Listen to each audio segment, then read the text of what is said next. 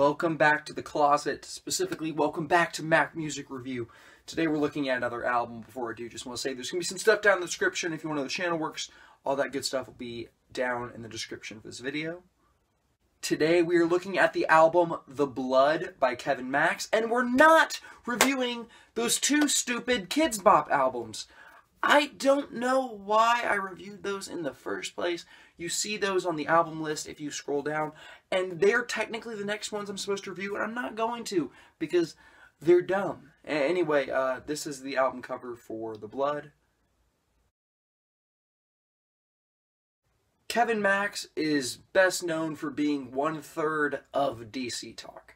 DC Talk was a Christian rap group, basically the most popular famous rap group in like the 90s and like the late 90s. They were huge, or not necessarily the late 90s, but in the 90s they were the Christian rap group. And since then, basically all the members of DC Talk disbanded and had their own success in different ways. Michael Tate, which is the black guy, the guy who did a lot of the singing in the group, him and Kevin Max were the singers. He went on to be a lead singer for Newsboys, like in modern Newsboys, not in the original Newsboys, and ended up becoming super popular and well known as a result. Toby Mac pursued a solo career, starting out with rap music and then branching on to more radio-friendly Christian contemporary music, and became huge. Like, he is one of the most popular, successful Christian contemporary music artists.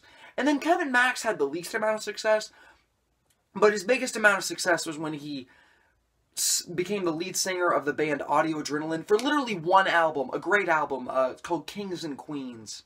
Kings and Queens is the name of the album. And besides that, he was really the underground guy. He went on to do all these solo albums. That's all this very weird music, this like underground, not radio-friendly Christian contemporary music. Oftentimes his songs are very long and they're very artsy and poetic. And he is one of those artists who's constantly redefining himself. On this album, he really took the approach of Southern gospel music, with all of the lyrics being very reminiscent and very gospel-inspired of like Southern gospel music. And a lot of the music is Southern gospel music. And it's not that great, honestly. Kevin Max is an extremely ambitious artist. He's extremely creative. He's, his lyrics are often very poetic and artsy. His music, oftentimes too poetic and artsy, to the point of it sounding a little bit pretentious. And he's got a great voice. But on this album, this is not super ambitious. This is not super creative. It's him doing Southern gospel, and he's never done that before, ever. It's his only time he's ever done that. And it just comes across as weird. And it comes across as, it doesn't sound that great. But most of these songs are mildly enjoyable, and that's really, and most of it is inoffensive. It's not something that's actively bad and in-your-face terrible. It's just not great. And that's really what I have to say about this whole album. A few highlights. I do like the Old Rugged Cross. That's a good intro to the album. The Cross featuring DC Talk is a really good DC Talk song. That's how I would describe it.